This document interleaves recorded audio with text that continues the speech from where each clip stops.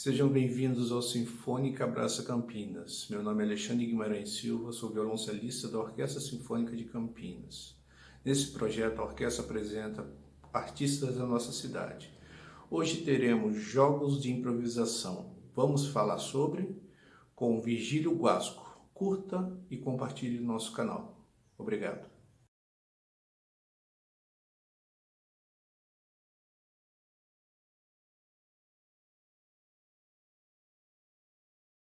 Olá, eu me chamo Virgílio Guasco, eu sou ator aqui na cidade de Campinas e trabalho na Companhia Histriônica, além de trabalhar também com outros artistas e grupos de teatro daqui de Campinas. Nesse vídeo eu vou falar um pouquinho sobre jogos de improvisação, coisas bem simples mesmo, e falar um pouco também sobre o caminho que a Companhia Histriônica fez dentro desses jogos. Então eu vou começar explicando um pouco como que a gente chegou nisso. Só para resumir um pouquinho assim, esse universo do improviso, ele é cheio de variantes, cheio de possibilidades. Existem muitos tipos de improvisação, desde espetáculos que já têm um roteiro mais definido e aí dentro do espetáculo vai tendo brechas para improvisação, até espetáculos que são completamente improvisados. No nosso caso, a gente estava estudando jogos de improviso. Então, como que é o formato desse espetáculo que a Companhia Histriônica vinha estudando? Numa noite, de apresentação, ao longo dessa apresentação você vai ter alguns jogos que vão acontecer. Cada um desses jogos tem regras específicas e certos objetivos. E muitas vezes também a plateia vai determinar, antes do jogo começar, um tema para aquele jogo, ou o título, ou o lugar onde acontece aquela história.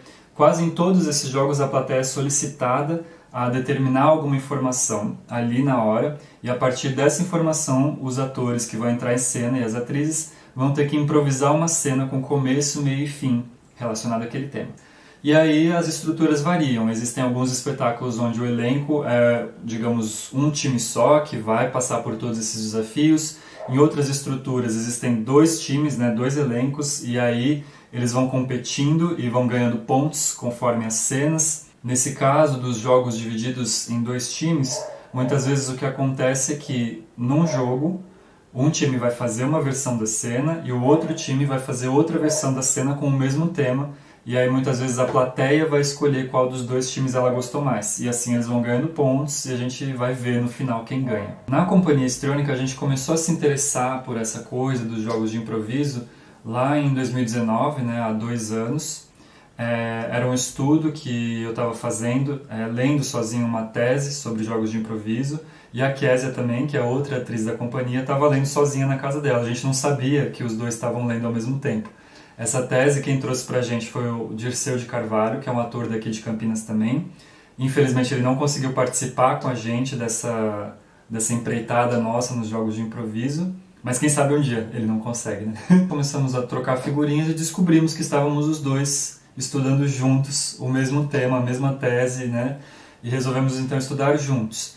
E aí a gente lendo aquela tese, a gente foi achando tão interessante porque ela mostrava como os jogos de improviso eles são muito ricos, não só para quem pratica os jogos, para quem vai lá improvisar, atuar, mas também são muito ricos para a própria plateia, porque a plateia se sente muito participativa. E para quem está dentro de cena também é uma relação muito intensa com seus colegas de cena, porque não tem como você não se relacionar com eles. Se você não está em jogo, se você não está em relação com seus colegas de cena, a cena não desenrola, a cena não acontece. E aí a gente foi vendo como era um negócio tão forte, tão interessante, o que estava escrito ali na tese. Essa estudiosa vai relatando como ela foi percebendo a importância desse tipo de espetáculo na formação de público e do público, ela fala, Por que de público? Porque é um tipo de espetáculo que a plateia não precisa ser uma plateia já familiarizada com a arte,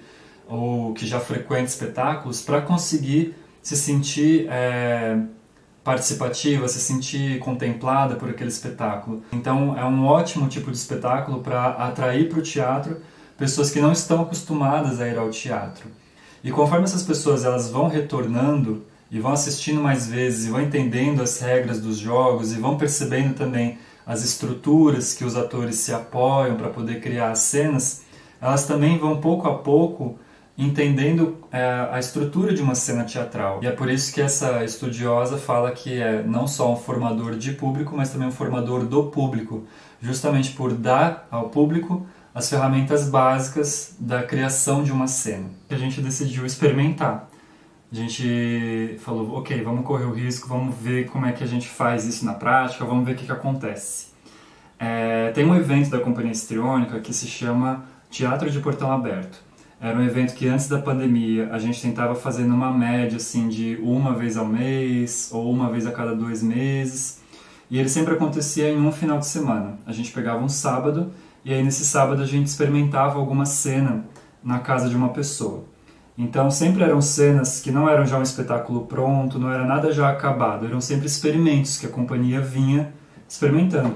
Então, por exemplo, se eu tinha vontade de experimentar alguma coisa com um fantoche, mas eu não tinha a pretensão de já transformar isso num espetáculo, mas também não tinha muito aonde apresentar para ver como é que a plateia reagia, eu podia levar essa ideia no Teatro de Portão Aberto, né? Eu como ator da companhia, e às vezes a gente recebia convidados também, levava a ideia lá, apresentava, via como é que aquilo rolava com as pessoas. Era um evento, né? Um evento onde a gente recebia público, tinha até comida, tinha um monte de coisa assim, era bem legal.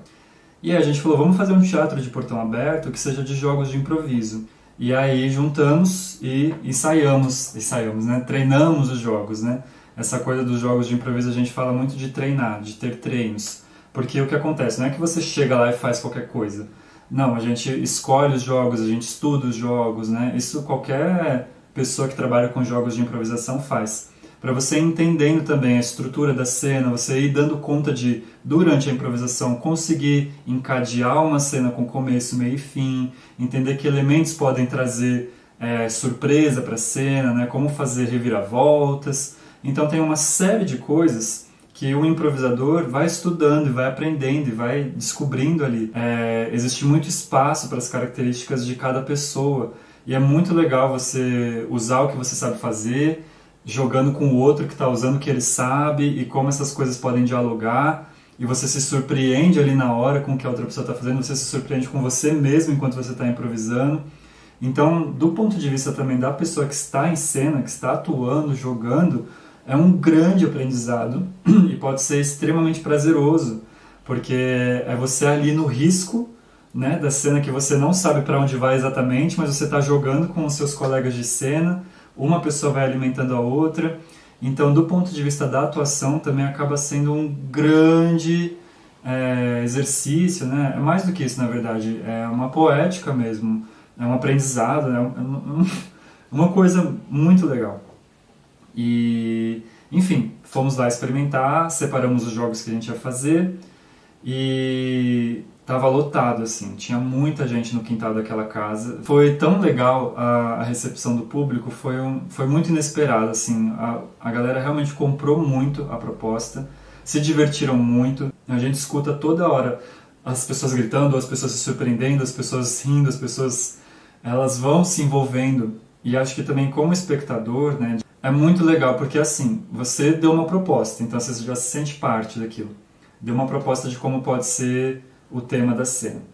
E aí, automaticamente, todo mundo, inclusive você que deu o tema, você já começa a formar na sua mente imagens, né, possibilidades de para onde aquela cena pode ir, o que pode acontecer. E aí você começa a ver aquele elenco improvisando e você também vai instintivamente comparando com o que está acontecendo na sua cabeça, o que você está vendo. E você vai se surpreendendo, porque você sabe que aquilo está sendo feito ali na hora, que não foi ensaiado, não foi combinado.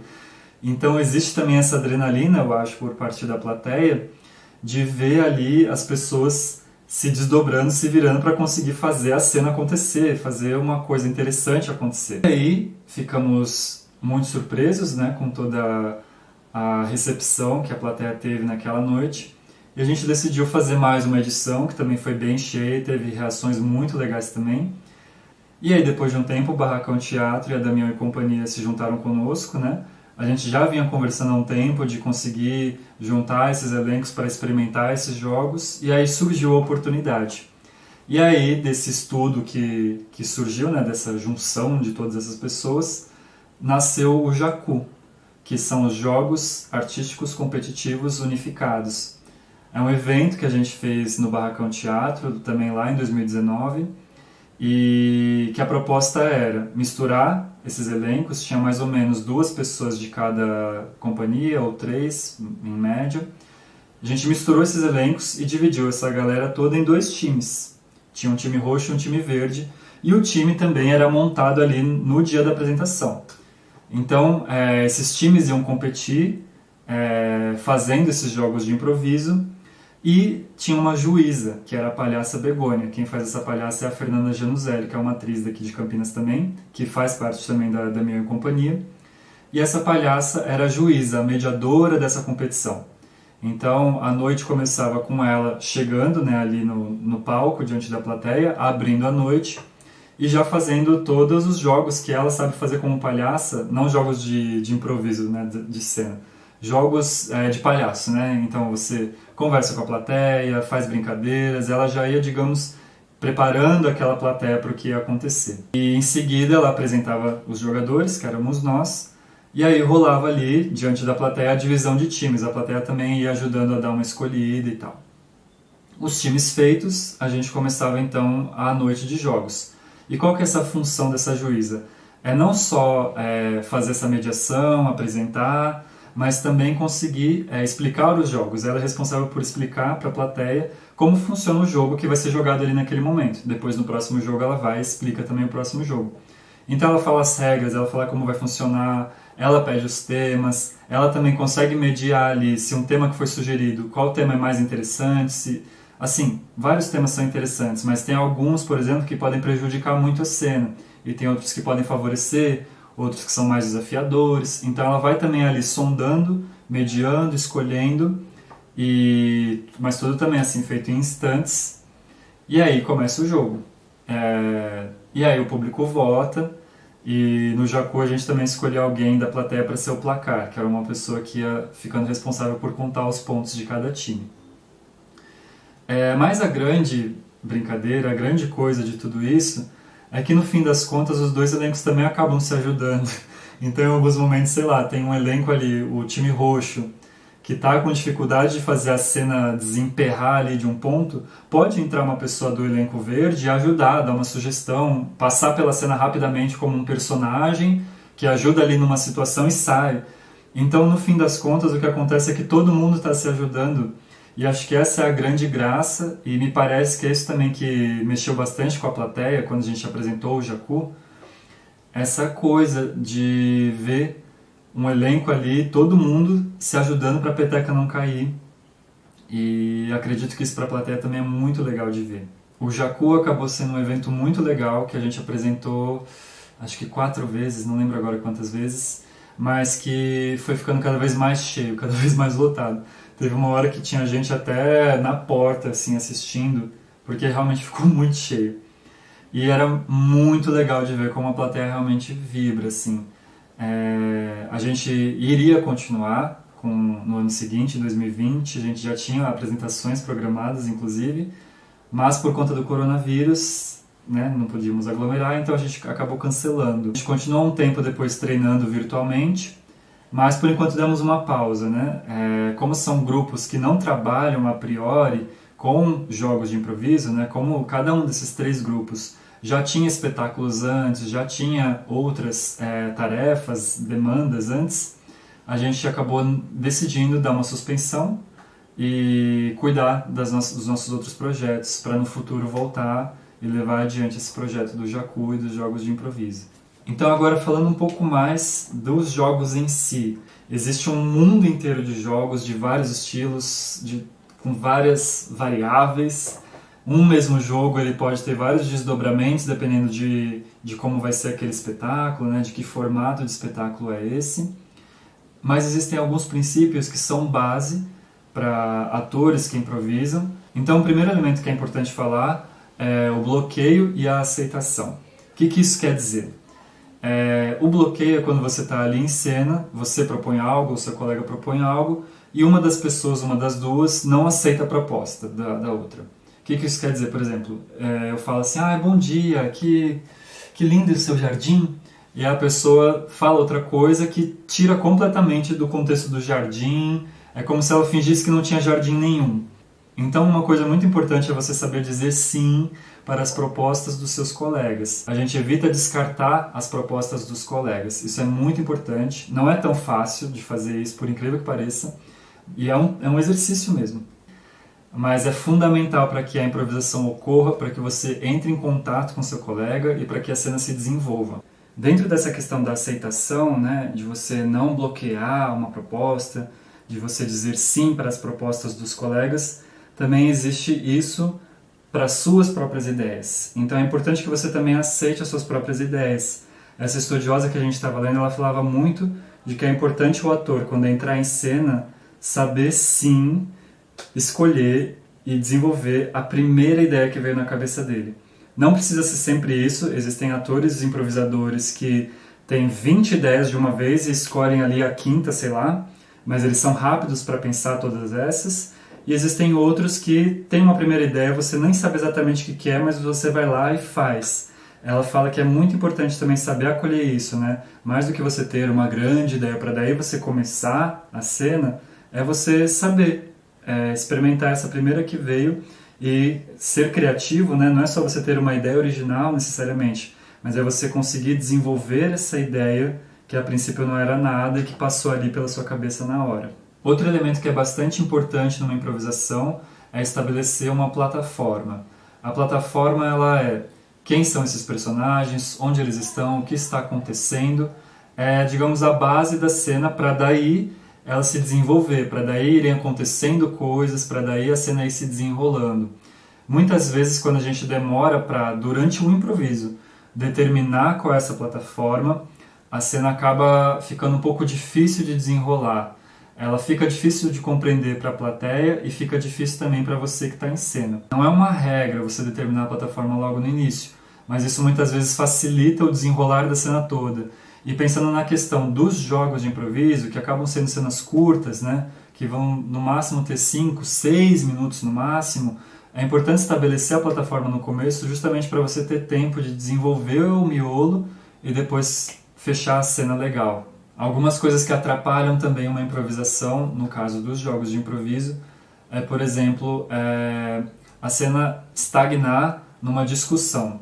Então, as pessoas ficam discutindo, mas não fazem nada, a cena não desenrola, elas ficam apenas trocando palavras. É o tipo de coisa que faz a cena dar uma estagnada se ela não for bem feita, por exemplo. Ou, por exemplo, a negociação, que é, por exemplo, eu viro pro meu colega e falo assim, vamos tomar um chá? Ele fala assim, vamos. Aí fala assim, que sabor que você quer? Ele fala, morango. Então você quer com açúcar? Mas eles não vão, sabe? Quando eles ficam só negociando, mas aí não pega o chá, não faz a cena acontecer. Muitas vezes a gente emperra na negociação e fica ali conversando como poderia ser, o que poderia fazer, ao invés de fazer de fato.